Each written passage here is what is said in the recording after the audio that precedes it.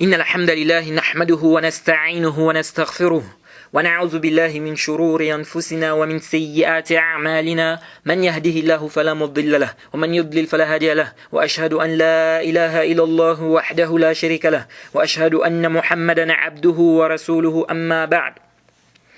Louange à Allah, le créateur des cieux et de la terre, on le loue tous, nous accorde combien comme grâce, on lui demande de prier son prophète Mohammed, sallallahu alayhi wa sallam, sa famille, ses compagnons, et tous ceux qui les ont suivis jusqu'au jour de la rétribution. Celui qu'Allah a guidé, personne ne peut l'égarer. Celui qu'Allah a égaré, personne ne peut le guider. Alors nous sommes toujours sur le sujet de la barbe. On a vu qu'il est illicite de raser complètement sa barbe. Alors une question se pose. Il est illicite de raser sa barbe, et cela par consensus des savants.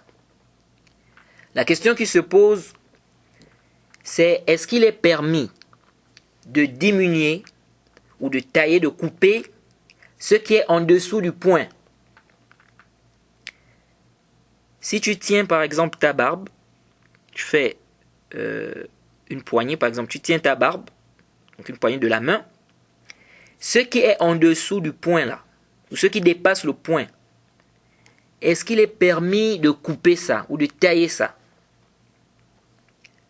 Alors ça, c'est une question qui souvent fait l'objet des polémiques entre les frères.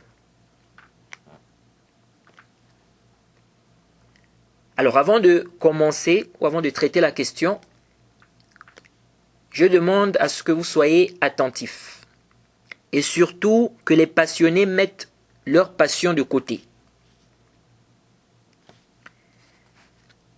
Alors, certains savants disent qu'il est déconseillé de tailler cela, sauf pendant les rites, donc pendant le Hajj. Et ça c'est un avis dans le mazhab des Shafi'i. Car l'imam Shafi'i, lui, voit que c'est préférable même de diminuer, donc de tailler ça, lors de taille de sa barbe, ou de tailler sa barbe, lors des rites. Lors des rites. Il voit que c'est préférable. Les rites du pèlerinage.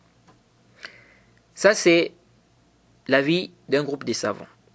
On rapporte ça d'Ibn Sirin, on rapporte ça de Qatada, de Ata, de Sha'abi, de Al-Qasim ibn Muhammad, de Ta'us. On rapporte aussi, on dit aussi que c'est le madhab des Malikiya, des Hanabila, d'Ibn Abd al-Barr dans le Tamhid, au tome 24.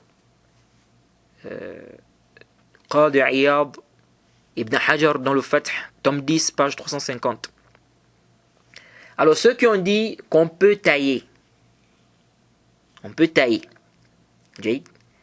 ceux qui ont dit ça divergent.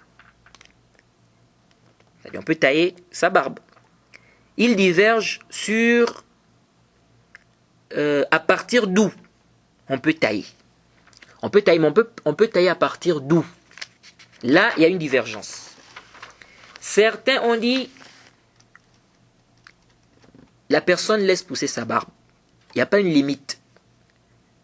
La personne laisse pousser sa barbe. Il n'y a pas une limite, sauf que la personne ne doit pas laisser ça jusqu'à ce que ça atteigne le stade du shuhra. C'est-à-dire la barbe ne doit pas être trop longue. Elle ne doit pas atteindre le stade de la shuhra. C'est-à-dire que ça ne doit pas sortir de ce qui est connu habituellement. Au point où ça va attirer des regards, ça devient étrange. Un exemple. Dans un milieu, c'est connu que des gens, par exemple, qui ont des longues barbes, ça arrive par exemple jusqu'au nombril. Par exemple, c'est un exemple. Dépasser ça, c'est-à-dire, lorsque la barbe dépasse maintenant le nombril, ça attire les regards, ça devient étrange.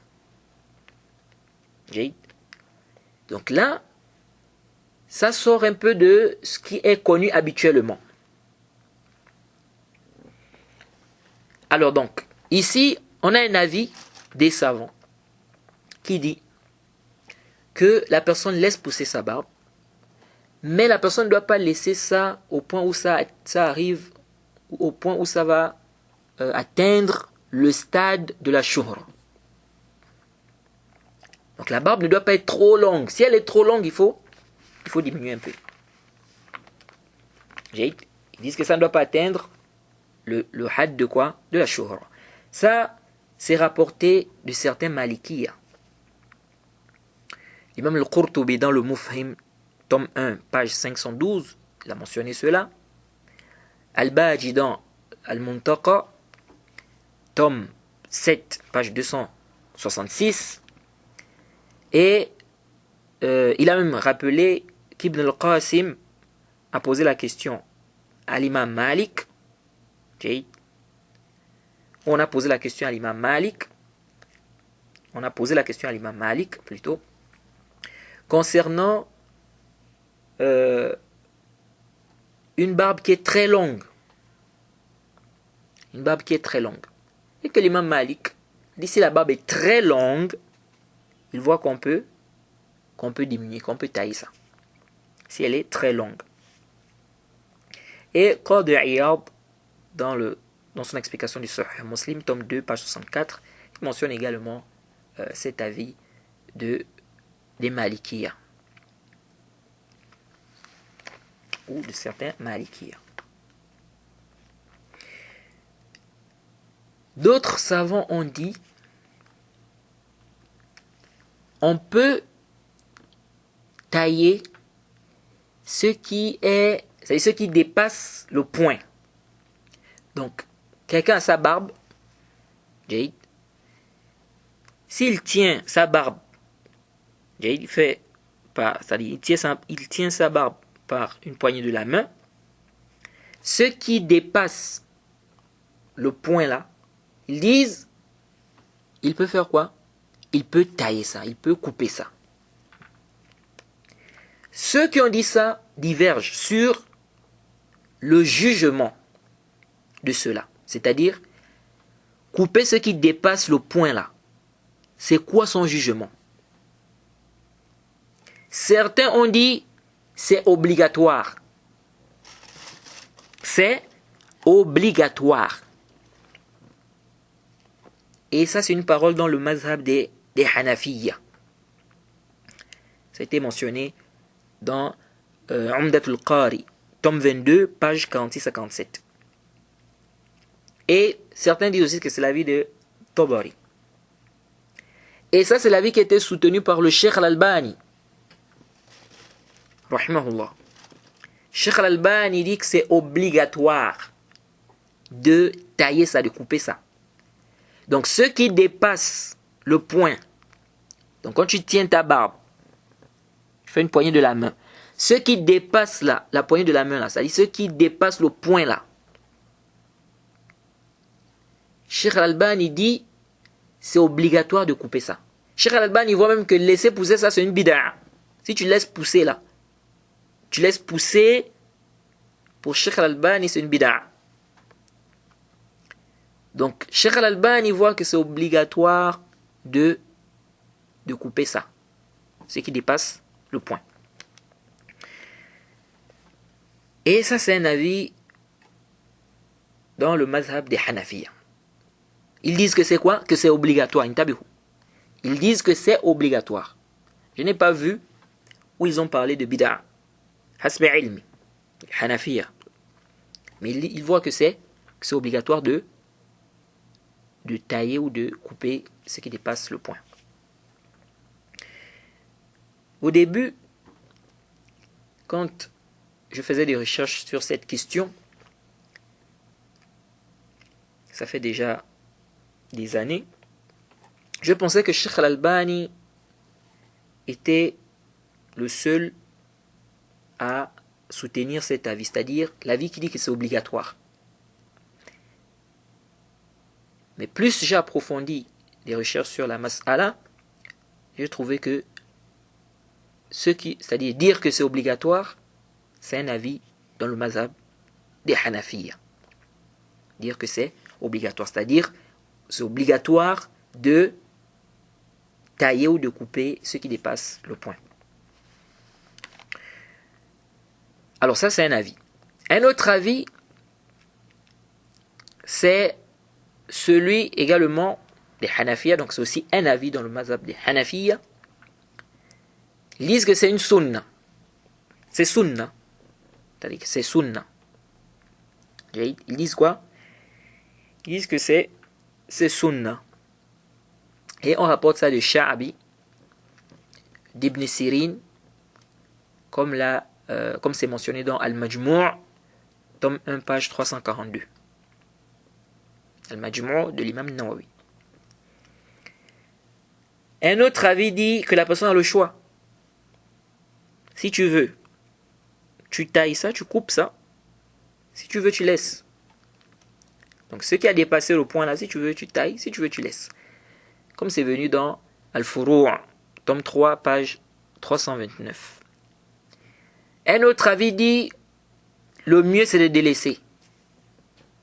Le mieux c'est de délaisser. C'est-à-dire tu laisses ta barbe, c'est de laisser sa barbe comme ça. Donc ceux qui dépassent le point, ils disent le mieux c'est de laisser ça. Ça c'est une parole dans le mazhab des Hanabila. Comme c'est venu dans Al-Insaf, tome 1, page 121.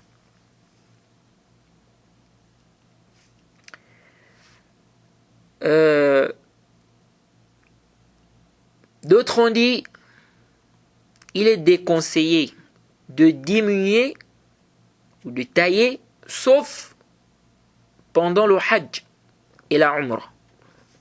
Sauf pendant le Hajj et la Umrah. Ça aussi c'est un avis et ça a été mentionné dans Ikmal al-Mu'lim, tome 2, page 64. Alors, ceux qui ont dit que c'est déconseillé, sauf pendant les rites, pendant le Hajj, pendant les rites, ou lors des rites, ils s'appuient sur quoi? Tout d'abord, as-sahih al-rajih, l'avis qui est juste allé le plus avant, c'est qu'il est permis de tailler ce qui dépasse le point. C'est permis. Ce n'est pas obligatoire. Sahih, ce n'est pas obligatoire. Mais c'est permis. Alors, ceux qui ont dit que c'est déconseillé sauf pendant les rites, donc pendant le pèlerinage.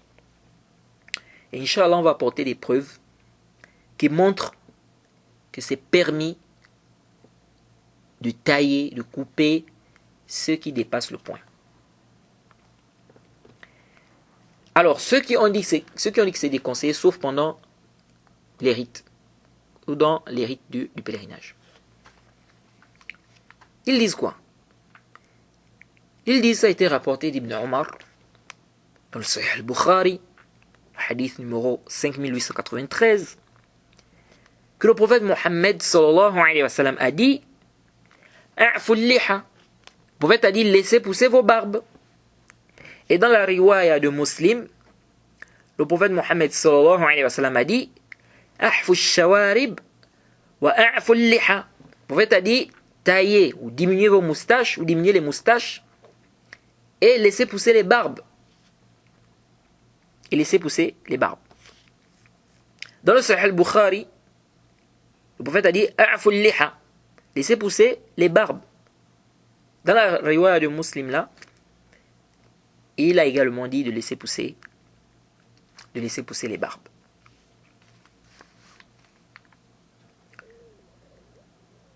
Et ça a été rapporté également dans le Sahih Muslim, le hadith numéro 260, le hadith d'Ibn Omar, radiyallahu anhuma, il dit, Amara Nabiyyu sallallahu alayhi wa sallam, Amara Nabiyyu sallallahu alayhi wa sallam, بإحفاء الشوارب وإعفاء اللحى أو وإعفاء اللحية. Il dit que le prophète Mohammed sallallahu alayhi wa sallam a ordonné de tailler ou de diminuer les moustaches et de laisser pousser la barbe. Alors le i'fa dans la langue arabe, ils disent que c'est le tark, ou c'est le fait que la chose augmente, qu'elle soit en grande quantité. Et donc ici c'est laisser jusqu'à ce que la barbe soit en grande quantité. Donc que la personne ait beaucoup de barbe. Jusqu'à ce que la personne ait beaucoup de barbe. Donc c'est délaissé jusqu'à ce que la personne ait beaucoup de barbe. Ils disent ça c'est le i'fa. Donc ils disent, ici le prophète a ordonné. Alors ça a été rapporté de certains salafs, tels que Ibn Omar, qu'il diminuait ce qui dépassait le point. Oui, taillait ça, oui, coupait ça. Pendant le Hajj. Ils disent donc ici, là on dit, c'est permis de faire ça pendant le Hajj. Jade, pendant le Hajj.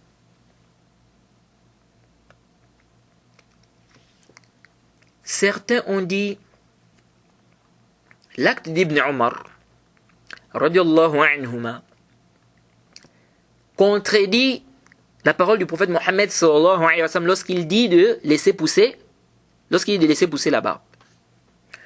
وهذا فيه نظر. ليش؟ لماذا؟ Pourquoi?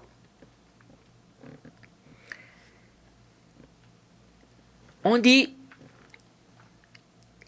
l'acte d'Ibn Omar ou de ce qui a été rapporté, ou bien ce qui a été rapporté de certains compagnons, on devait dire que c'est en contradiction avec la parole du prophète si c'était rapporté qu'ils ont rasé leur barbe. Car le fait de raser la barbe, ça contredit carrément le i'fa. Celui qui a rasé sa barbe, on ne dit pas qu'il a fait le i'fa. On ne dit pas qu'il a fait le i'fa. On dit que le i'fa, la personne laisse sa barbe jusqu'à ce que ça soit en grande quantité. La personne laisse la barbe jusqu'à ce qu'elle ait beaucoup de barbe. Mais celui-là qui rase sa barbe, est-ce qu'on peut dire qu'il a fait le i'fa? Il n'a pas fait le i'fa. Donc si ça avait été rapporté d'Ibn Omar ou d'autres qu'ils ont rasé leur barbe, là on pouvait dire que ça contredit le texte qui parle du i'fa. Mais ça n'a pas été rapporté qu'ils ont rasé. Alors, celui qui laisse pousser sa barbe, il laisse pousser sa barbe, et c'est en grande quantité.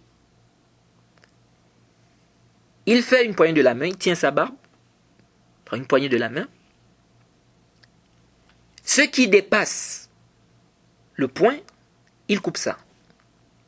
Après avoir coupé, celui-là, quand on regarde sa barbe, est-ce qu'on peut dire que lui n'a pas fait le i'fa? Est-ce qu'on peut dire qu'il n'a pas laissé sa barbe jusqu'à ce qu'elle soit en grande quantité? Si. C'est-à-dire le fait de couper ce qui dépasse le point, ça ne contredit pas le i'fa. Car la barbe est toujours en grande quantité. Jade. Donc ici, là, venir dire que le compagnon ou que Ibn Omar, ce qu'il a fait, ça contredit le texte, haza fihi nazar. Parce que quand on dit al-i'fa, quand on parle du i'fa, est-ce que quand on a dit le i'fa, on a donné une limite?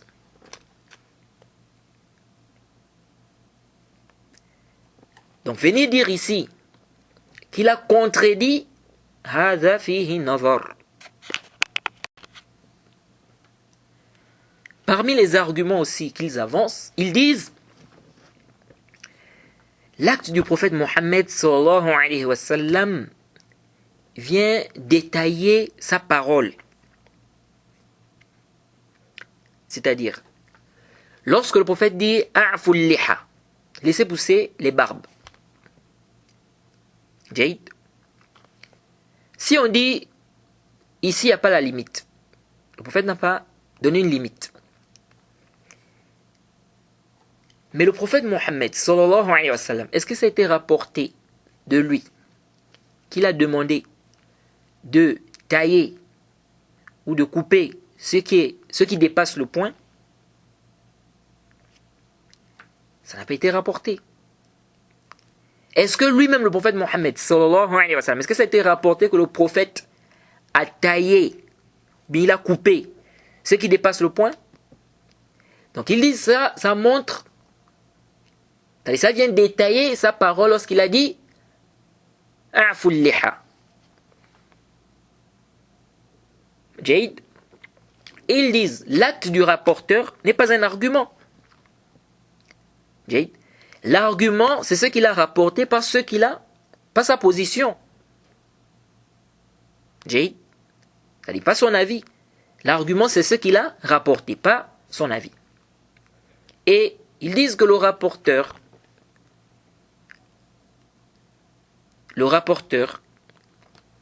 il peut comprendre, n'est-ce pas, le contraire de ce qui est voulu par le texte. Même si c'est rare, mais ça arrive. Le rapporteur peut oublier. Il n'est pas infaillible. Donc ils disent al-ibratu bima rawa la bima ra'a. Ce qui est pris en considération, c'est qu'il a rapporté et non pas sa position, c'est-à-dire son avis. Jaïd.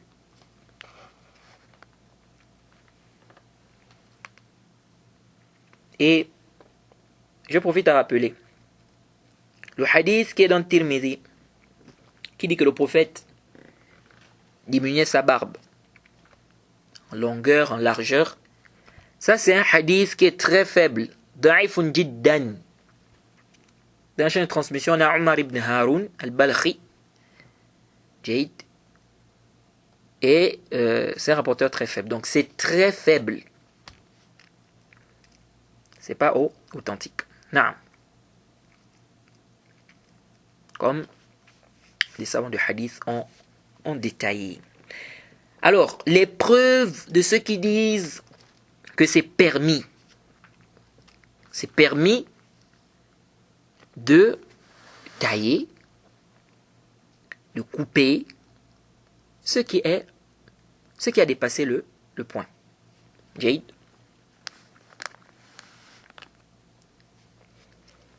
Ils disent, ça a été rapporté dans le Sahih al-Bukhari. Le hadith, on va dire, ça a été rapporté d'Ibn Omar, dans le Sahih al-Bukhari, أنه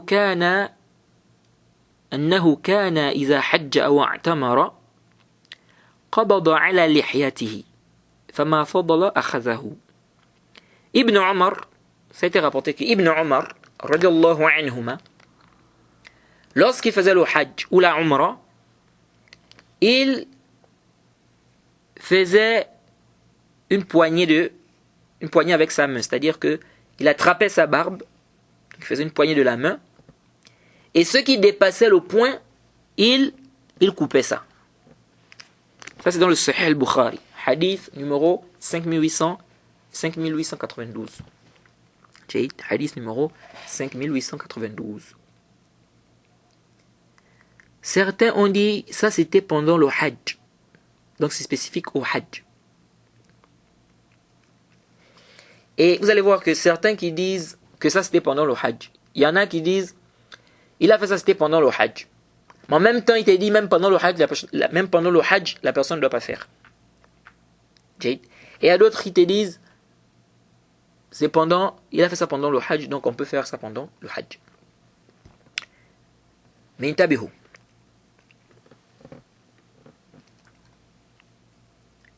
هذا, c'est-à-dire venir restreindre ça au hajj, fihi nazar.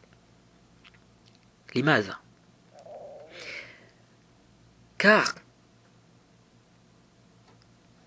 si, comme certains savants ont dit, comme Ibn Abd al-Barr dans Al-Istithkar, il le fait que ça soit permis pendant le hajj, c'est un dalil, c'est une preuve qu'en dehors du hajj aussi c'est permis. Parce que si c'était haram en lui-même, cet acte-là, ça ne devait pas être permis pendant le hajj. Jade. On peut dire par exemple qu'il est permis de couper ses cheveux. Jade. Mais pendant les rites, il est interdit de le faire. Mais dire couper les cheveux c'est haram en dehors du hajj, c'est-à-dire on va dire il est permis de couper ses cheveux en dehors du pèlerinage, mais pendant les rites, pendant le pèlerinage, on peut, c'est-à-dire dans le pèlerinage en fait on peut couper les cheveux. Jade. Pardon, que c'est permis de couper les cheveux en dehors du pèlerinage, mais pendant les rites du pèlerinage c'est interdit. Naam. Mais dire que couper les cheveux c'est haram en dehors du hajj, mais dans le hajj c'est permis, ça on ne trouve pas un dalil qui justifie ça. C'est-à-dire que c'est haram en dehors du hajj et dans le hajj c'est permis. Qu'est-ce que c'est? Par contre, dire c'est permis, mais pendant le hajj on a interdit cela, non. Jade. Donc on peut dire qu'il est interdit de couper ses cheveux à cause des rites, par exemple. Mais lorsqu'on se désacralise, on retourne à la permission. Donc la permission de couper ses cheveux. Comme c'était avant le rite. Ou avant les rites. Mais dire que c'est haram avant les rites et dans les rites, c'est permis, et c'était rapporté dans le Musannaf, hadith numéro, le Athar numéro 25481, que c'était rapporté qu'Abu Huraira, radiallahu anhu, il coupait également ce qui avait dépassé le point. Mais dans la chaîne de transmission, fihi kalam. Il y a des problèmes au niveau de la chaîne de transmission. C'était rapporté d'Ibn Abbas, radiallahu anhu, radiallahu anhuma, bisnadin sahih, avec une chaîne de transmission authentique, dans le Musannaf, numéro 15673. Lorsque il a expliqué le verset qui dit Thumma liyaqdu tafathahum, soit 22 au verset 29, il a dit à tafath, quand il a parlé de tafath, il a dit c'est quoi? C'est en faisant quoi? Le jet de pierre, l'immolation, se raser ou tailler les cheveux,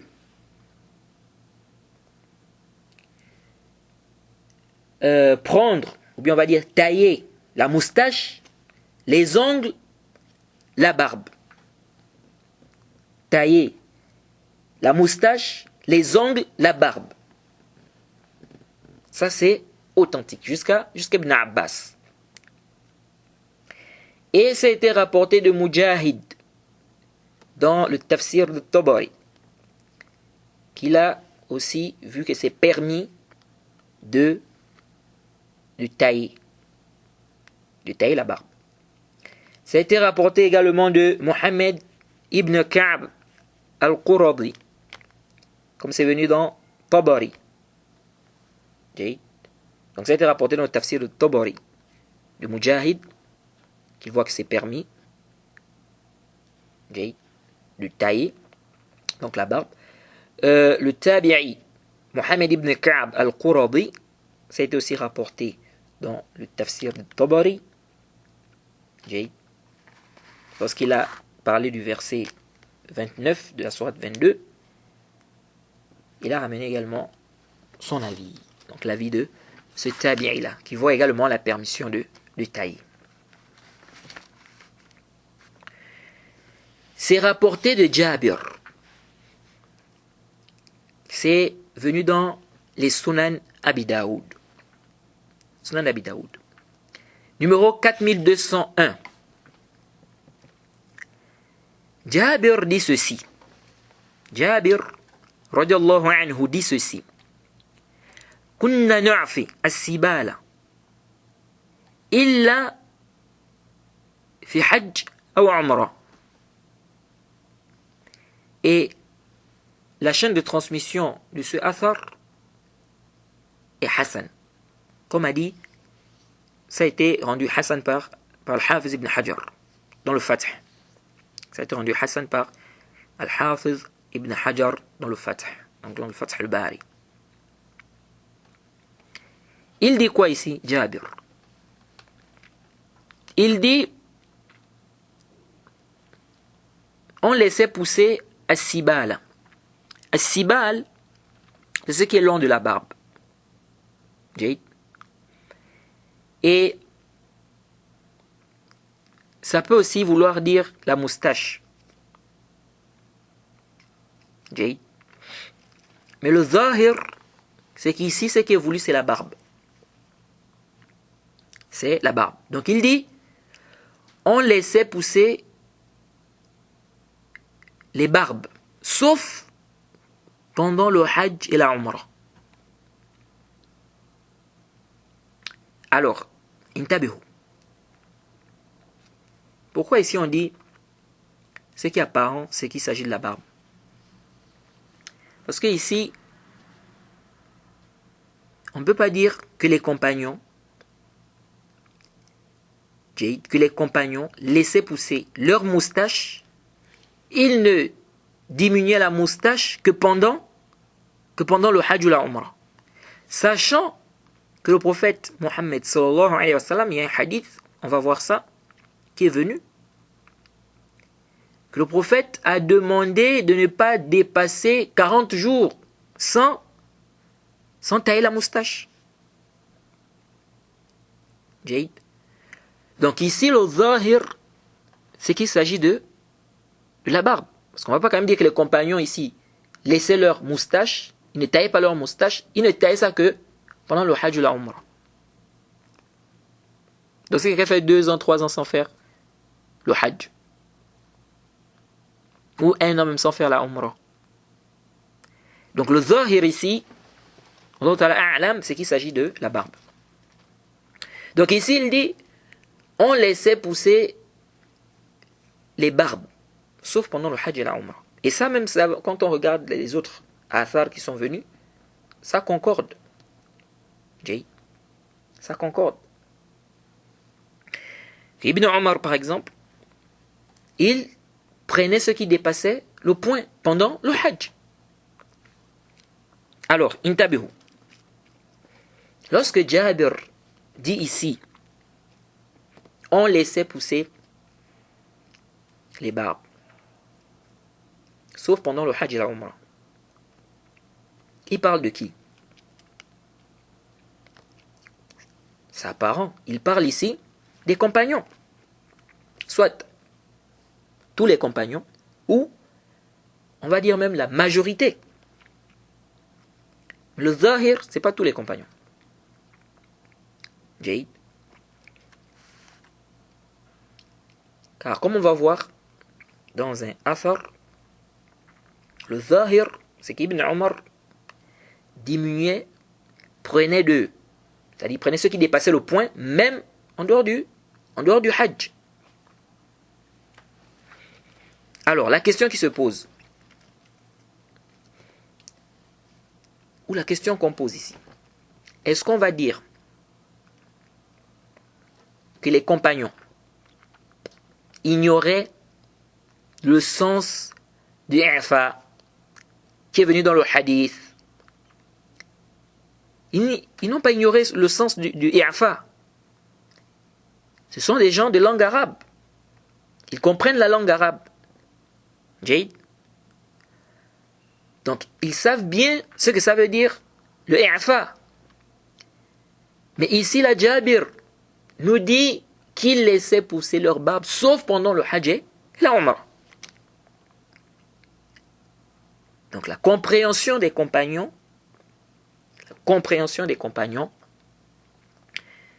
n'est-ce pas, est aoula. C'est aoula que la compréhension de ceux qui sont venus, n'est-ce pas? D'autres personnes, c'est aoula que la compréhension de d'autres personnes. Jade.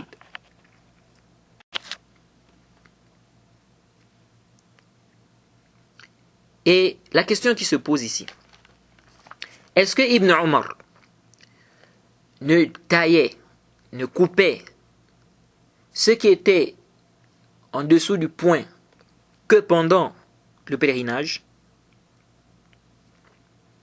Ça a été rapporté par l'imam Malik dans le Muwatta, d'après Nafi' que Ibn Omar, Anna Ibn Omar كان إذا أفطر من رمضان وهو يريد الحج لم يأخذ من رأسه ولا من لحيته شيئا حتى يحج. Ça c'est venu dans le Muwatta, tome 1, page 380, page 396. Et ça c'est une chaîne, c'est-à-dire la chaîne de transmission est authentique. Elle est même, on va dire, très authentique. C'est Silsilatu Dhahab. Malik an Nafi' an Ibn Omar. La chaîne en or. On nous dit, intabihu. Ce athar, c'est un athar qui est très important. Et ça va nous faire comprendre beaucoup de choses. Ibn Omar, on dit que Ibn Omar, lorsqu'il rompait le jeûne, donc à la fin du jeûne, quand c'était la fin du jeûne, lorsque c'était la fin du jeûne, donc il avait rompu, et qu'il voulait faire le hajj, il ne taillait rien de ses cheveux, ni de sa barbe, ni de sa barbe, jusqu'à ce qu'il fasse le hajj. Jusqu'à ce qu'il fasse le hajj. L'aspect argumentatif. Ce athar montre qu'Ibn Omar pouvait prendre ce qui dépassait le point, même en dehors du hajj. Qu'est-ce que ça? Car ici, qu'est-ce qu'il est dit? Il est dit que Ibn Omar, lorsqu'il rompait, pendant la fin, donc à la fin du jeûne, et qu'il voulait faire le pèlerinage, il ne taillait rien du tout. Il ne prenait rien. Donc il ne taillait rien de ses cheveux, ni de sa barbe, jusqu'à ce qu'il fasse le hajj. Le mafhoum de ce athar, c'est quoi? Ça veut dire qu'avant la rupture du jeûne, avant la rupture du jeûne du Ramadan, il pouvait tailler. Parce que on dit ici lorsqu'il rompait, donc lorsque c'était terminé le Ramadan, lorsque le Ramadan était terminé, et qu'il voulait faire le hajj, il ne prenait rien de ses cheveux, ni de sa barbe. C'est-à-dire, il ne diminuait rien de ses cheveux, ni de sa barbe, jusqu'à ce qu'il fasse le hajj. Donc, ça veut dire qu'avant la rupture, donc avant la fin du jeûne du Ramadan, il pouvait tailler. Ça prouve aussi que quand il ne voulait pas faire le hajj, il pouvait tailler. Parce que ici on dit, à la fin donc du Ramadan, lorsque c'était la fin, donc lorsqu'il avait rompu, et qu'il voulait faire le hajj,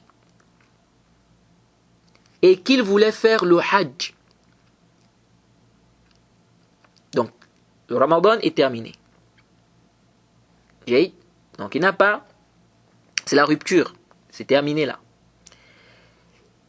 On dit, lorsqu'il voulait faire le Hajj, il ne diminuait rien de ses cheveux, de sa tête, donc de ses cheveux. Il ne diminuait rien de ses cheveux, ni de sa barbe, jusqu'à ce qu'il fasse le Hajj. On comprend quoi ici? On comprend ici qu'avant ça, Ibn Omar pouvait diminuer. Sinon, pourquoi faire cette restriction-là? Pourquoi préciser ici? Lorsqu'il voulait faire le Hajj. Pourquoi préciser ça? Pourquoi mettre cette restriction-là? C'est-à-dire, pourquoi préciser en fait ça? C'est même pas une restriction, mais pourquoi préciser lorsqu'il voulait faire le Hajj? Lorsqu'il voulait faire le Hajj, il ne diminuait rien de ses cheveux, ni de sa barbe, jusqu'à ce qu'il fasse le Hajj. Donc ça veut dire que lorsqu'il ne voulait pas faire le Hajj, il pouvait diminuer. C'est le Zahir. Jaïd. Ensuite,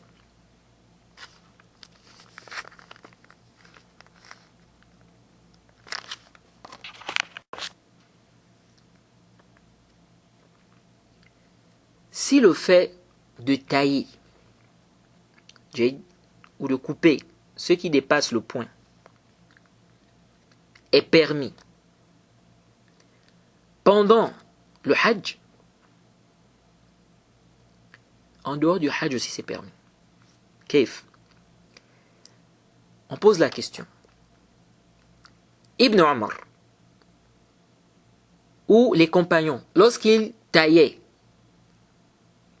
leur barbe pendant le Hajj, c'est-à-dire lors des rites, Jaïd, lorsqu'ils taillaient,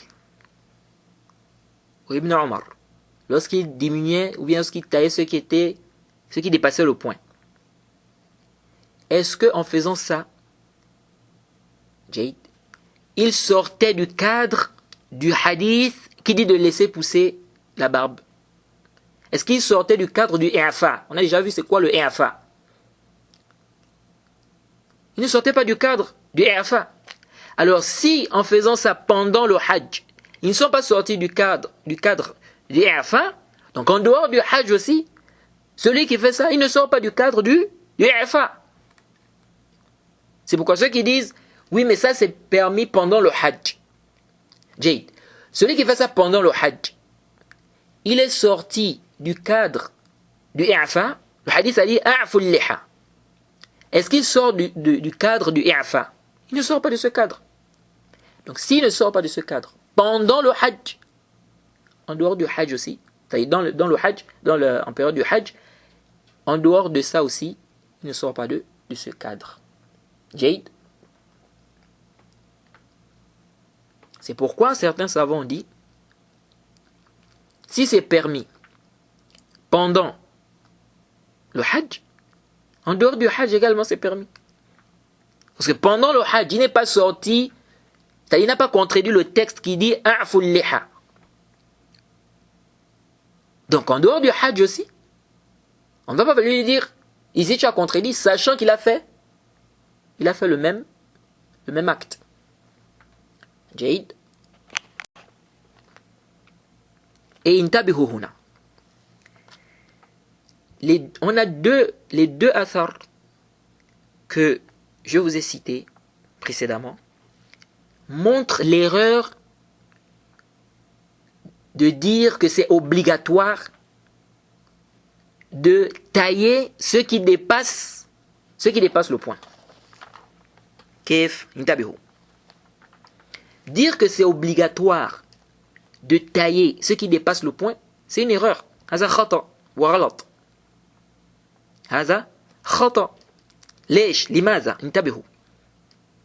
Jabir a dit, on laissait pousser les barbes, sauf pendant le Hajj et la Umrah. Si c'était obligatoire de tailler ce qui dépasse le point, est-ce que ici, là, les compagnons devaient laisser leur barbe jusqu'à attendre le pèlerinage? ou la umrah. Parce que quelqu'un, entre-temps, la barbe peut déjà dépasser, ce qui dépasse, elle peut déjà dépasser le point. Est-ce que vous suivez? Ça peut déjà dépasser le point.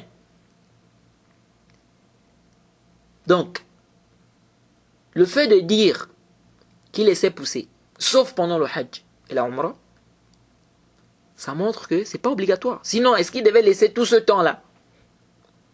Il se peut même qu'un compagnon ne fasse pas le pèlerinage une année. Ou même il se peut qu'il ne fasse pas la umrah. Donc tout ce temps-là, la barbe peut pousser. Et ça peut même dépasser, n'est-ce pas? Sa barbe peut dépasser le point.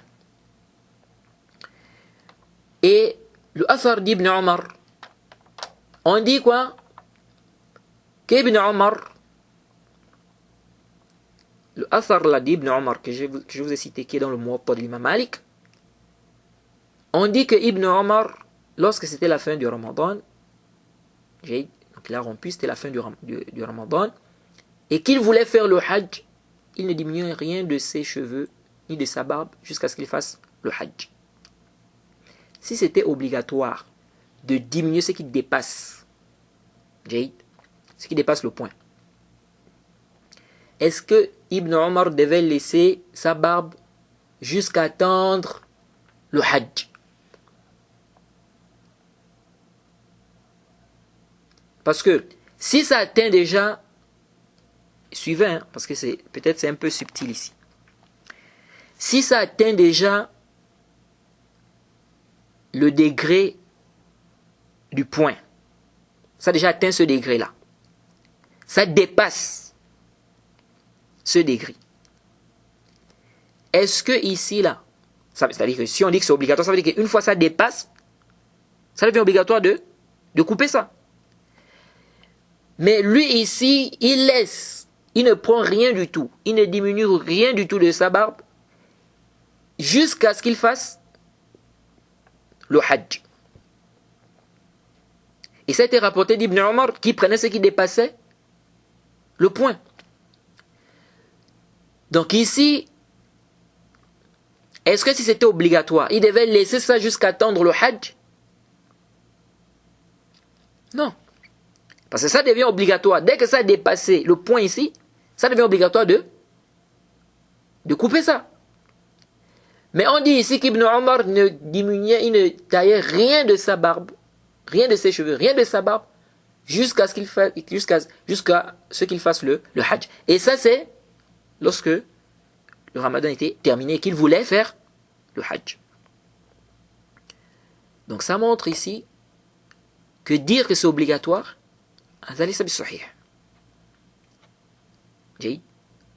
sauf si on dit que lorsqu'on a un ordre, il n'est pas obligatoire de faire ça aussitôt.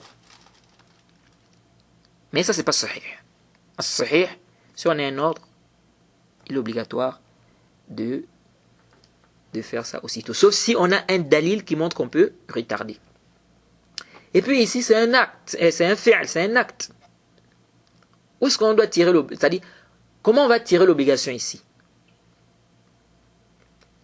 Comment on va tirer l'obligation ici? Dire que non, comme c'est lui qui a rapporté le hadith, donc comme il a fait ça, donc ça montre que c'est ça la limite et que, c'est-à-dire que si ça dépasse, ça devient une bid'a. هذا ليس بالصحيح. هذا ليس بالصحيح. جيد. Et puis, ceux qui veulent restreindre ça au Hajj, vous allez voir certains, ils veulent restreindre ça au Hajj, l'acte d'Ibn Omar, mais en même temps, ils vont quand même dire à la personne de ne pas faire ça pendant le Hajj. Finalement, si vous dites c'est spécifique au Hajj, Donc ça veut dire que celui qui va faire le hajj, Jade, il a le droit, par exemple quand il va se désacraliser et tout, il a le droit de prendre ce qui dépasse le point. Vous allez voir certains ici, vous allez voir certains qui vont vous dire non, non, c'est haram. Tu ne dois rien diminuer. Quand on cite le Athar d'Ibn Omar, il dit ça c'était pendant le hajj. Ah, mais c'était pendant le hajj, donc c'est yajouz ou pas?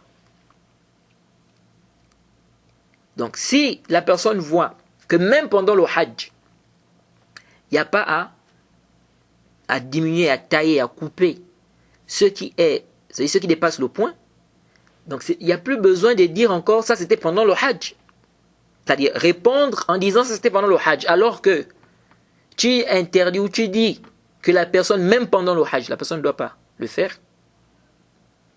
Jade. Donc ça ne sert à rien d'apporter ça comme réponse. Donc, il faut simplement dire que il n'y a pas à faire ça, que ce soit pendant le hajj ou en dehors du hajj. Jade. Mais de dire en réponse au Athar d'Ibn Omar que ça c'était pendant le hajj, et quand la personne veut maintenant appliquer, tu dis non, la personne ne doit pas faire cela. C'est quoi quelle est la réponse? Cette réponse-là, alors sert à quoi? Parce que non, on sait que c'était pendant le hajj. Mais quand tu réponds, c'est-à-dire on te cite le Athar d'Ibn Omar.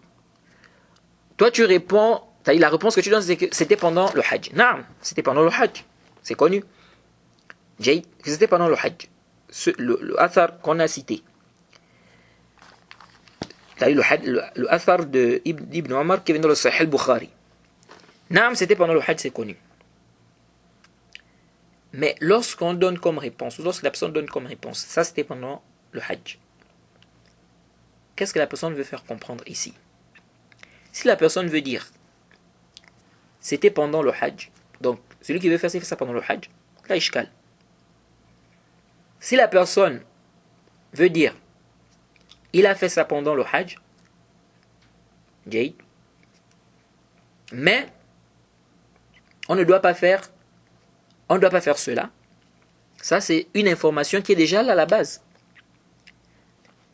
C'est-à-dire cette réponse n'ajoute, c'est-à-dire ça ne, comment dirais-je, ça n'apporte pas vraiment un plus. Jade, parce que c'est connu, il a fait le hadith, il a fait pendant le hajj. Jade. Mais maintenant, ce qu'on veut savoir, c'est qu'est-ce qu'on fait. Est-ce qu'on tire de ce athar qu'on peut le faire pendant le hajj ou pas? Si on dit non, on ne le fait pas pendant le hajj.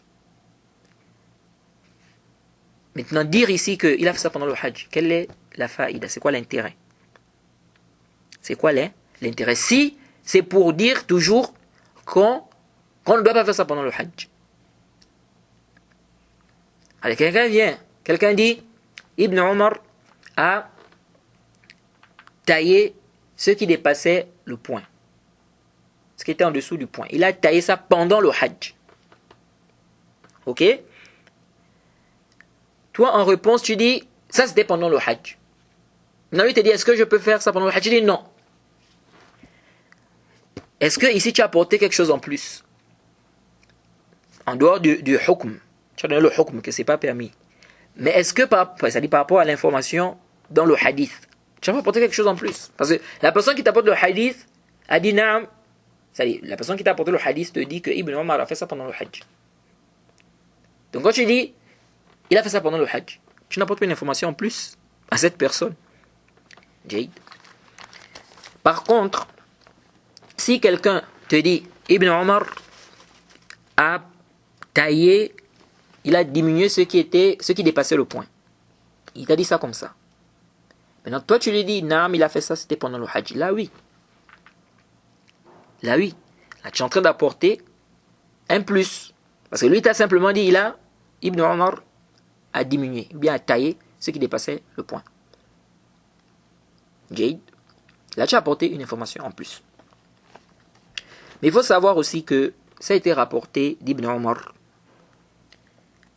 qu'il diminuait, qu'il prenait ce qui dépassait le point sans précision du hajj ou umrah. C'est-à-dire, ça a été rapporté sans cette précision-là, que c'était pendant le hajj ou la umrah. dans les Sunan Abi Daoud. Et Sheikh Al-Albani a rendu ça Hassan. Inch'Allah, ça va venir.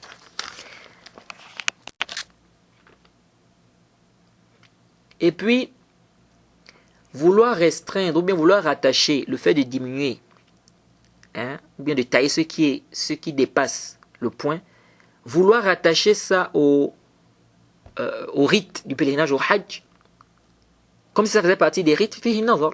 Le prophète Mohammed sallallahu alayhi wa sallam nous a expliqué les rites du pèlerinage. Il a dit, prenez de moi vos rites.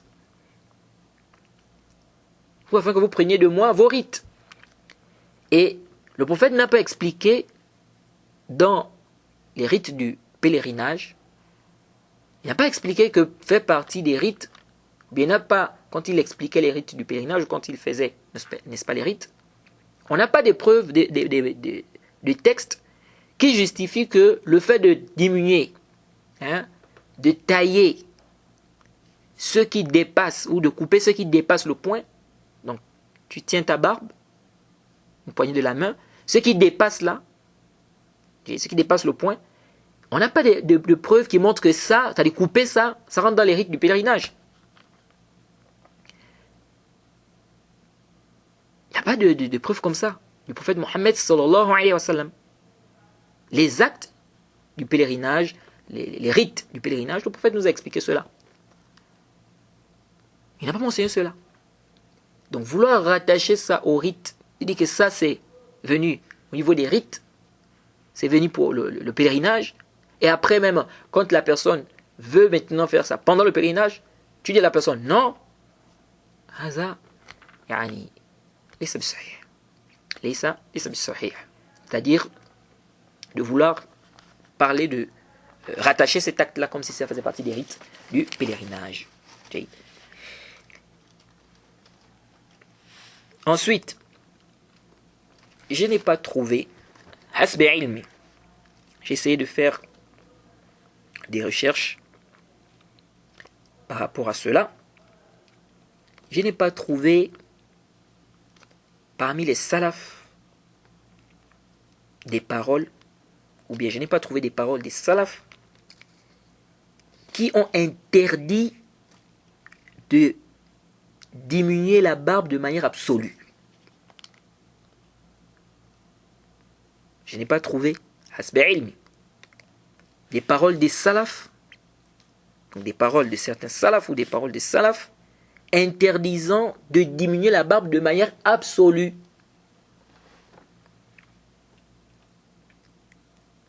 Je n'ai pas trouvé ça. Vraiment, celui qui trouve un athar, s'il me fait profiter, alhamdulillah. Ou qu'il nous fasse profiter. Celui qui trouve, qu'il nous fasse profiter. Je n'ai pas trouvé un athar ou des paroles des salafs sur l'interdiction de diminuer la barbe de manière absolue. Mutlaqan. Alors, les compagnons du prophète Mohammed, sallallahu alayhi wa sallam, est-ce qu'on va dire, quand ils ont diminué leur barbe, on va dire dans le Hajj, quand ils ont pris, Ibn Omar, quand il prend ce qui dépasse, n'est-ce pas, le point, bien les compagnons, lorsqu'ils ont diminué leur barbe pendant les rites, ou bien dans le pèlerinage, dans les rites, est-ce qu'on va dire ici qu'ils ont imité les associateurs?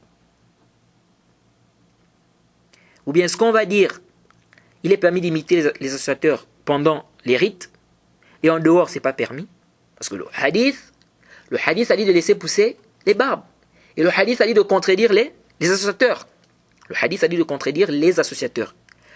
Alors les compagnons, Jabir dit qu'ils laissaient pousser les barbes, sauf pendant le Hajj et la Umrah. Donc les compagnons, quand ils diminuaient leur barbe pendant les rites, est-ce que on va dire ici qu'ils ont imité les associateurs? Parce que le prophète a dit de laisser pousser la barbe, il a dit contredisez les associateurs. On ne va pas dire ici qu'ils ont imité les associateurs. Donc ici ça montre le fahm des salafs. Les salafs n'ont pas compris du texte du prophète Mohammed sallallahu alayhi wa sallam, ils n'ont pas compris ici une interdiction catégorique de diminuer la barbe, peu importe comment on appelle ça, la distance que peut atteindre la barbe. Ils n'ont pas compris ça. Sinon, ils ne devaient pas prendre ce qui dépasse le point Jade. Donc, la compréhension des salafs c'est quelque chose de... La compréhension des salafs est très importante. Jade. C'est pourquoi ceux qui interdisent catégoriquement, qui disent c'est interdit de prendre ou de tailler ce qui dépasse le point,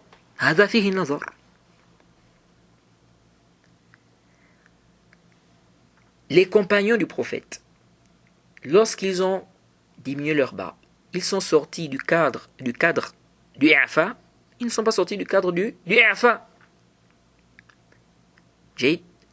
Quand ils l'ont fait pendant les rites, donc s'ils ne sont pas sortis du cadre du i'fa pendant les rites, en dehors des rites également, ne sortent pas du cadre du i'fa.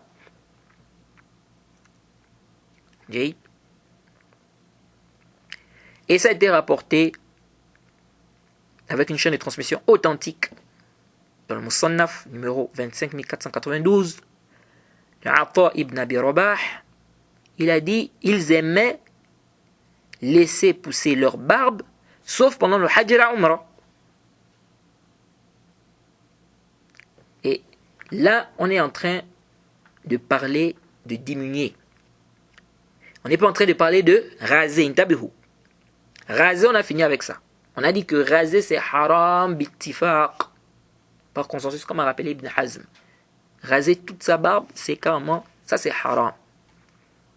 Jayid. Alors,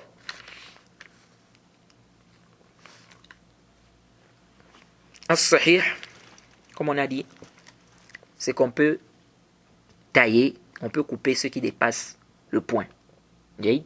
Et c'est venu de Taous, ça a été rapporté de Taous, dans le Musannaf, Athar numéro 25483, qu'il diminuait sa barbe, et qu'il ne rendait pas ça obligatoire, qu'il ne disait pas que c'était obligatoire. Et ici, quand on voit ces athars-là, des salafs, on voit qu'ils n'ont pas compris dans la parole du prophète, laissez pousser vos barbes, ils n'ont pas compris de là, c'est-à-dire une interdiction formelle de tailler quoi que ce soit de la barbe. Et de là aussi, de ces actes des compagnons ou des salafs, de ces actes-là, on ne peut pas aussi tirer l'obligation. On ne peut pas tirer l'obligation. Si déjà l'acte du prophète Mohammed sallallahu alayhi wa sallam ne montre pas l'obligation, c'est-à-dire si on dit que le prophète a fait un acte, on ne tire pas de là l'obligation, sauf, n'est-ce pas, dans certaines circonstances, dans certains cas, on va dire. Mais à la base, si on dit que le prophète a fait un acte, ça ne montre pas l'obligation. Jayid. Ça, c'est pour le prophète Mohammed sallallahu alayhi wa sallam. Alors, que dire des compagnons? L'acte d'un compagnon va montrer l'obligation? Là. Ça ne montre pas l'obligation. Jayid. Alors, ça a été rapporté dans le Sahih Muslim, hadith numéro 2344. C'était rapporté, hadith de Jabir ibn Samura, que Ani Nabi sallallahu alayhi wa sallam, أنه كان كثير شعر اللحية. جيد. كثير شعر اللحية. C'était rapporté de Jabir ibn Samura avec une chaîne de transmission authentique dans le Sahih Muslim, hadith numéro 2344, que le prophète avait beaucoup de barbe. Il avait beaucoup de barbe. Et dans certains hadiths, on dit qu'il avait une barbe épaisse.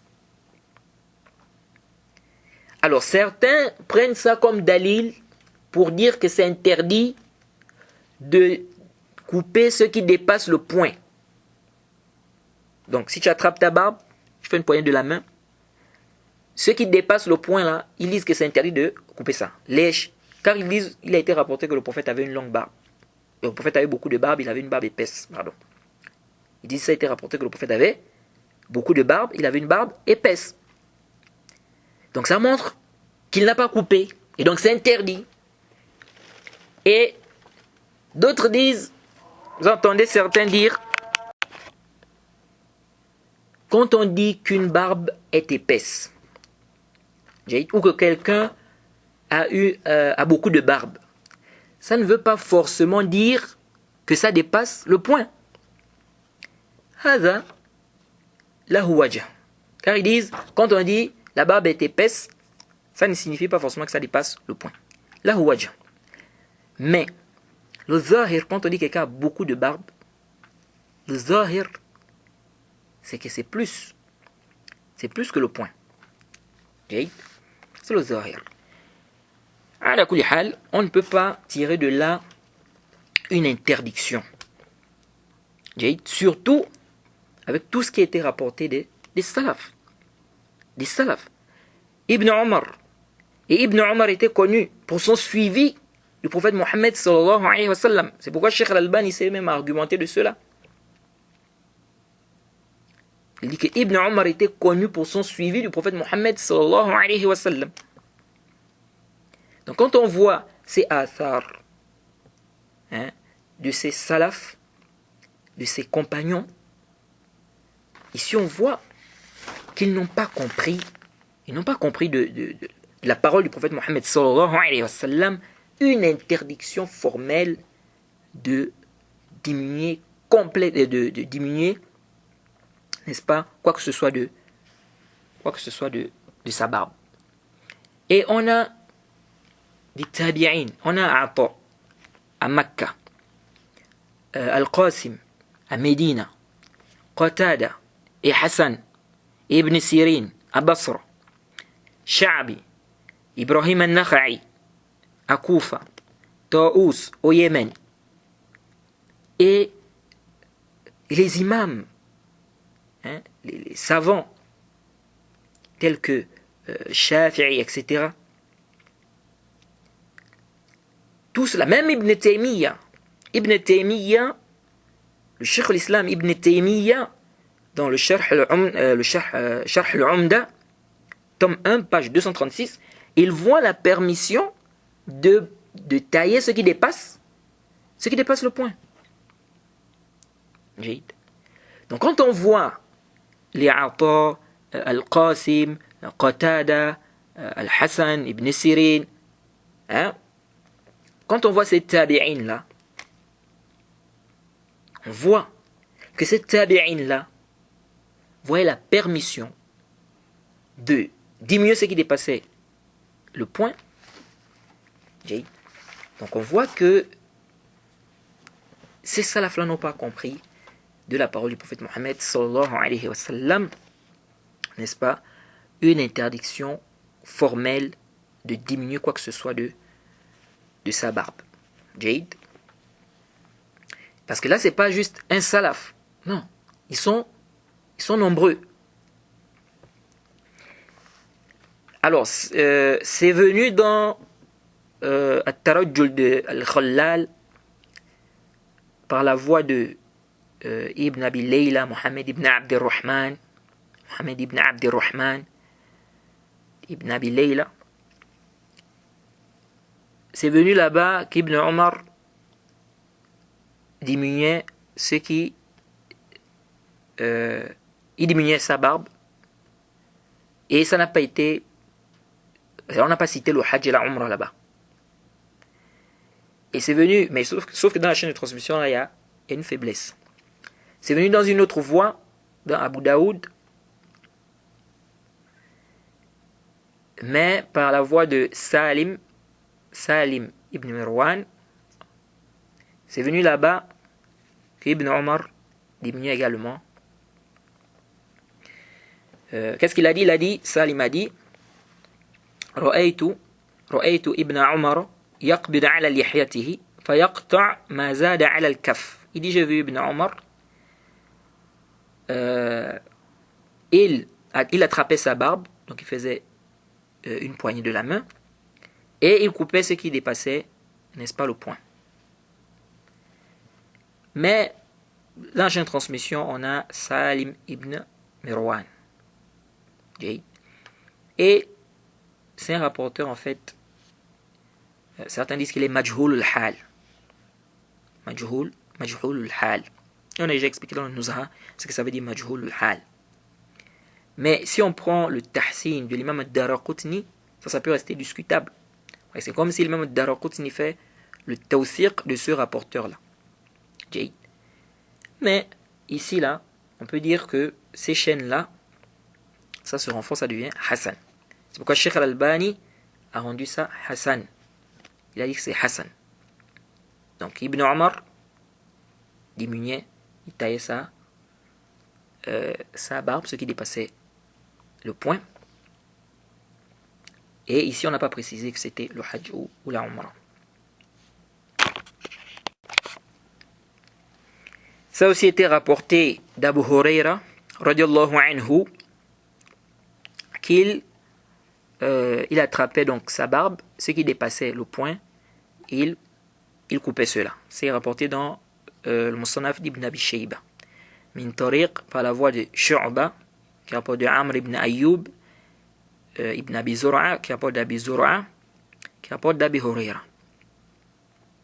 Le problème, c'est que Amr ibn Ayyub, c'est le cheikh de Shu'ba dans ce athar, et on ne trouve pas vraiment un tawthiq de lui, c'est-à-dire un tawthiq d'un savant dont ses éloges sont considérés. Et c'est Shu'ba seul qui rapporte de lui. Donc on peut dire qu'il est qad yuqal, qu'il est majhoul. Mais Shu'ba aussi, on sait qu'il ne rapportait pratiquement que des thiqat. Comme a rappelé l'imam al-Sakhawi. Il pouvait rapporter des rapporteurs faibles. Mais ce qui était connu, c'est qu'il ne rapportait pratiquement que des thiqat. Donc ce athar peut rester, ça reste discutable quand même, ce athar. Ça reste discutable par rapport à Amr ibn Ayyub. Jayd. Alors, Sheikh al-Albani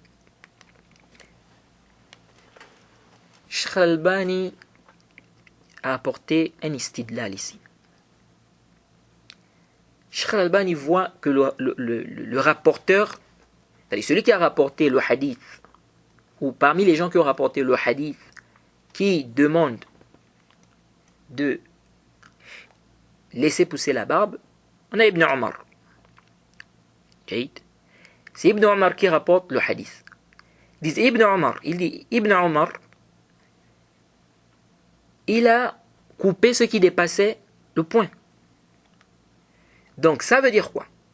Ça veut dire que la limite, quand le prophète dit de laisser pousser les barbes, la limite là, c'est ce qu'Ibn Omar a fait là. C'est ce qu'Ibn Omar a fait. Donc dépasser ça,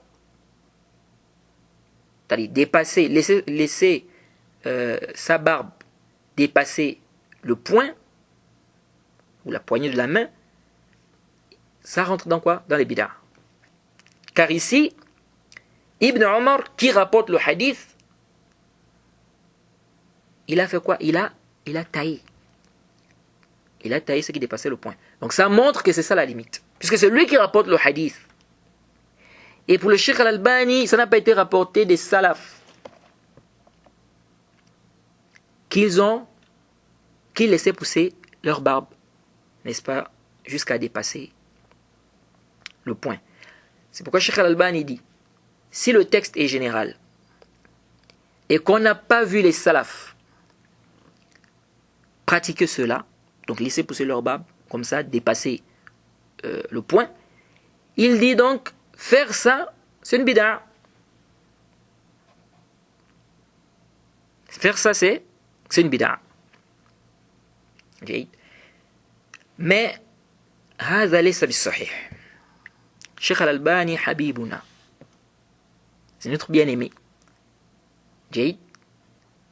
Mais, la vérité est plus aimée auprès de nous. Déjà, ça a été rapporté des salafs qui laissaient pousser leur barbe. Et ça n'a pas été mentionné qu'ils coupaient ce qui dépassait le point. Ça a été rapporté de Othman ibn Affan. Jaïd. Ça a été rapporté de lui dans sa biographie qu'il avait une longue barbe. C'est venu dans Tabarani, Fil Kabir, numéro 92, Abu Nu'aym, Fi Ma'rifati Sahaba, numéro 207, Min Tariq Asad ibn Moussa, d'après Ibn Lahi'a, d'après Abil Aswad, d'après Abdullah ibn Shidad, Ibn al-Hadi. Il a dit qu'il a vu Othman ibn Affan. Donc il a décrit Othman ibn Affan. Ensuite il a dit qu'il avait une longue barbe. Il avait une longue barbe. L'aspect argumentatif, c'est quoi? Quand on dit quelqu'un a une longue barbe, le zahir, quand on dit quelqu'un a une longue barbe, c'est que c'est plus, c'est-à-dire ça dépasse le point. Jaïd. Celui qui est, c'est-à-dire que sa barbe, c'est juste au niveau du point. Ça ne dépasse pas le point. Ce qu'on dit, il a une longue barbe. Alors, dans la chaîne de transmission, certains ont pu observer ou bien ils ont pu remarquer qu'il y a Ibn Lahi'a. Et Ibn Lahi'a, on avait parlé de lui dans le Nuzha, on a dit que c'est un rapporteur à problème, que sa bibliothèque s'était brûlée, etc. Ou ses livres se sont brûlés, on va dire. Sa maison s'est brûlée, c'est plutôt sa maison. Elle s'est brûlée, les livres se sont brûlés, tout ça. Et on a dit qu'il y avait tout un débat des savants concernant cette histoire et tout ça. Mais on avait rappelé que si les Abadil al-Thalatha rapportent de lui, le hadith est authentique. Abdullah ibn Yazid, Abdullah ibn Mubarak et Abdullah ibn Wahb. Et ce athar est rapporté par Abdullah ibn Wahb et Abdullah ibn Mubarak. Le athar est rapporté par Al-Hakim, par Abu Nu'aym, fi Ma'rifati Sahaba, numéro 208, Min Tariq Abdullah ibn Wahb, qui rapporte de Ibn Lahi'a. Il a cité l'histoire, c'est-à-dire que le athar. Il a cité le athar. Othman avait une longue barbe. C'était rapporté par Ibn Asakir, tome 39, page 16. Min Tariq Abdullah ibn Mubarak, qui rapporte de Ibn Lahi'a.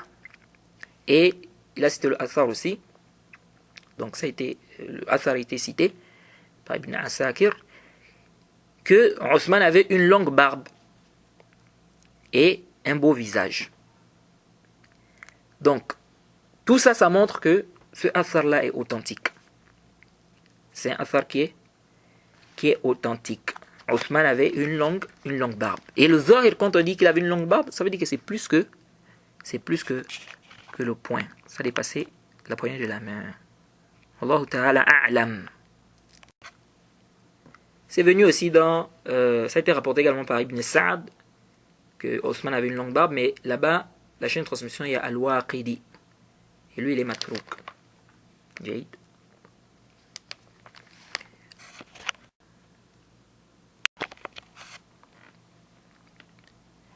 C'est venu également dans les Tabaqat. Dans les Tabaqat d'Ibn Sa'd, tome 3, page 25. Ça a été rapporté avec la chaîne de transmission. Akhbarana Yazid ibn Haroun. Akhbarana Yazid ibn Haroun. قال أخبرنا إسماعيل ibn Abi Khalid عن الشعبي قال رأيت عليا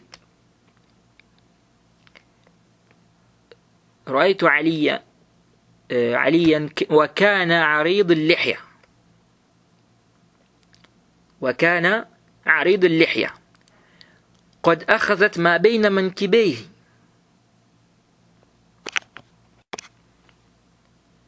Sha'bi nous dit رأيت عليا, il dit رأيت عليا وكان عريض اللحية. Il dit qu'il a vu Ali. Il avait une large barbe. جيد, une large barbe. قد أخذت ما بين منكبيه. Ça prenait ce qui était entre les épaules. Ça prenait ce qui était entre les épaules. Ce athar, le zahir de ça, c'est que la barbe de Ali dépassait le poing. Parce que ici, il a dit, il avait une large barbe, ça prenait ce qui est entre les épaules. Une barbe qui prend ce qui est entre les épaules. Si on attrape ça, le zahir, c'est que ça va dépasser. Si on attrape ça, ça va dépasser le point. C'est venu dans Tabarani, numéro 157. Jade. Avec par deux chaînes de transmission, d'après Ismaïl ibn Abi Khalid, avec une chaîne de transmission authentique. Les rapporteurs sont les rapporteurs de Bukhari et Muslim. Jade. C'est venu là-bas que la lihya, la barbe de Ali ibn Abi Talib, mal'at ma bayna mankibeyhi, ça remplit ce qui est entre les épaules. Ça aussi, ça nous montre que si on prend ça, une barbe qui remplit ce qui est entre les épaules, si on attrape ça, ça va dépasser le point. Jade. C'est venu également dans les Tabaqat d'Ibn Sa'ad qu'Ali ibn Abi Talib avait une grosse barbe. Jade. Mais ça, fihi kalam au niveau de la chaîne de transmission. La chaîne de transmission a des problèmes. C'est venu dans les Tabaqat d'Ibn Sa'ad également, tome 3, page 26. C'est venu également, ça a été rapporté également par Abu Nu'aym, fi Ma'rifati Sahaba, numéro 287. Ibn Asakir également, tome 42, page 23. Ça a été rapporté que Ali ibn Abi Talib avait une longue barbe. Jade. Mais dans la chaîne de transmission, il y a un rapporteur qui est, c'est-à-dire qu'il n'y a pas des savants dont l'éloge est considéré qui ont fait ça, qui ont fait ces éloges. Jade. Mais quand on prend tout ça, ça montre bel et bien qu'il y a un os. Surtout qu'il y a des riwayat qui sont authentiques, comme celle que je vous ai citée au tout début dans les Tabaqat d'Ibn Sa'ad. Et également celle qui est venue dans Tabarani. Donc, on voit bien que Ali ibn Abi Talib avait une large barbe. Il avait une large barbe, il avait une longue barbe. Et ce qui est apparent, c'est que ça dépassait le poing. Ça dépassait la poignée de la main. On dit aussi que Amr ibn As avait une longue barbe, une grosse barbe. Qudama ibn Maz'un, Othman ibn Maz'un, on dit qu'ils avaient, c'est-à-dire tous ceux-là, on dit qu'ils avaient des longues, bien des grosses barbes. Ça, on cite ça dans leur biographie, mais ça nécessite quand même un bahth au niveau des Hassanides. Et c'est rapporté également de certains salafs tels que Abu Salih, celui qui rapporte d'Abi Sa'id, il rapporte aussi d'Abi Huraira, c'est rapporté qu'il avait une longue barbe. Jade. Zakwan As-Samman, c'est rapporté également qu'il avait une longue barbe. C'est rapporté que ceux-là avaient une longue barbe. Jade. Ça montre, quand on dit qu'ils avaient une longue barbe, une grosse barbe, le zahir, c'est que c'était plus que le poing. Ça dépassait la poignée de la main. Ce qui est apparent. Et ceux-là ont vu des compagnons. Donc ça veut dire qu'il s'asseyait avec les compagnons là. Et il n'y a pas eu un inkar. Il n'y a pas eu un compagnon qui a réprimandé ceux-là. Donc comment on va venir dire ici que c'est obligatoire si ça a dépassé le point de couper ça? Et ça montre aussi que c'était quelque chose qui était connu. C'était connu chez les salafs. Et il s'était pas réprimandé. Et ça montre ici clairement l'erreur de la parole. Ça montre l'erreur de ceux qui disent que c'est obligatoire. C'est pas obligatoire. Comment ça va être obligatoire? Quel est le dalil qui montre que c'est obligatoire? Sachant que ces salafs-là avaient des longues barbes. Ils ont vu même les compagnons. Et ça n'a pas été rapporté qu'ils ont été réprimandés si c'était obligatoire. Et le zahir, quand ils avaient des longues barbes, le zahir c'était plus que... Ce qui apparent, c'est que ça dépassait la poignée de la main. Ils n'ont pas réprimandé cela. Si c'était que c'est une obligation, que c'est une bid'a de dépasser la poignée de la main, si la barbe dépasse la poignée de la main, c'est une bid'a. Si c'était comme ça, ils devaient réprimander ça. Les compagnons devaient réprimander cela. Jaïd. Alors tout ça nous montre que ils n'ont pas compris que c'était une bid'a de dépasser. Et ils n'ont pas compris que c'était obligatoire de tailler ou de couper ce qui dépasse le point. Jaïd. Et on voit ici que des salafs gardaient leur barbe. Jaïd. Ils avaient des longues barbes. Ça n'a pas été rapporté qu'ils coupaient ce qui dépassait le poignet. Ou ce qui dépassait la poignée de la main. Et ça a été rapporté également de certains salafs, depuis les compagnons même, qu'ils coupaient, n'est-ce pas, ce qui dépasse la poignée de la main, ce qui est en dessous du poing, donc qui dépasse le poing. Donc ça a été rapporté, ça aussi a été rapporté. C'est-à-dire ça a été rapporté que certains coupaient ce qui dépassait, ce qui était en dessous du poing. Et ça a été rapporté également de certains qui laissaient pousser, qu'ils avaient des longues barbes, qu'ils avaient des grandes barbes. Et le zahir, c'est que ça dépassait. Ce qui apparent, c'est que ça dépassait la poignée, ou ça dépassait le poing. Et il n'y a pas eu de inkar, il n'y a pas eu de réprimande. Il n'y a pas eu de réprimande. C'est pourquoi on dit que c'est permis. Ce n'est pas obligatoire. C'est permis. Si la barbe a dépassé la poignée de la main, ce qui dépasse le point là, si tu veux, tu coupes ça. Si tu veux aussi, tu laisses. Ce n'est pas une obligation de couper cela, Jade. Donc voilà un peu ce qu'on peut dire sur cette question. Alors, la question qui se pose ici, lorsqu'on a un texte, est-ce que la parole du compagnon, c'est-à-dire est-ce qu'on peut restreindre, si on a un texte général par exemple, est-ce qu'on peut restreindre ce texte général par la parole d'un compagnon ou par l'acte d'un compagnon? Est-ce qu'on peut restreindre le texte général par la parole ou l'acte du compagnon? Et à quel moment on dit qu'on prend en considération le hadith qui a été rapporté par le rapporteur ou par le compagnon? On prend le hadith, on ne prend pas sa parole ou son acte. À quel moment on utilise cette règle-là? Et à quel moment on va utiliser l'autre règle qui dit que le rapporteur connaît mieux ce qu'il rapporte? Donc à quel moment on utilise cette règle-là et à quel moment on utilise l'autre règle?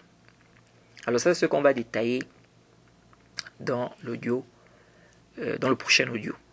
Inch'Allah. Donc on va s'arrêter ici. On demande qu'Allah nous facilite, qu'il nous accorde la compréhension de sa religion. Wa subhanaka Allahumma wa bihamdik wa ashhadu an la ilaha illa anta astaghfiruka wa atubu ilayk.